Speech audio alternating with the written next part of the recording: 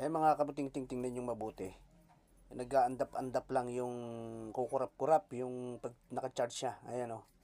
Ganyan lang siya. Dahil ang dahilan ay nabuntis yung kanyang battery. Ayan o. Buti na lang doon sa likod lumobo. Inangat niya yung back cover. Kaya safe yung LCD. Pero kung nagkataon, nasa harap siya lumobo, nako delikado. Magpapalit ng LCD.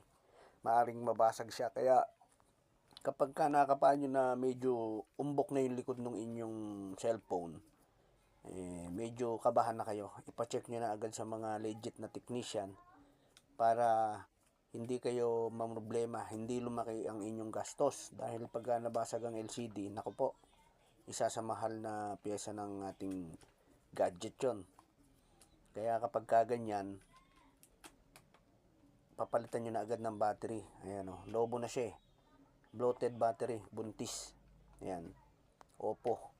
Pero lahat ng unit may posibilidad na magkaganyan. Maaring lumobo yung battery sa dahilang naka-charge ginagamit yung ating unit. Kaya dapat i-charge muna ng 100% bago gamitin para safe yung battery natin. Kahit original pa yung battery nating ilagay, kapag laging ginagamit ng naka-charge, mapupwersa yung battery, lolobo siya. Ganyan ang mangyayari. Ayan o, tingnan nyo. Kaya lagi nyong tandaan na iwasan na naka-charge ginagamit yung ating mga cellphone. May posibilidad din yung sumabog yung battery. Kung may napapanood kayo ng mga maapoy na cellphone, nasusunog pa yung bahay. Ayan o, tingnan nyo, ganyan lang siya.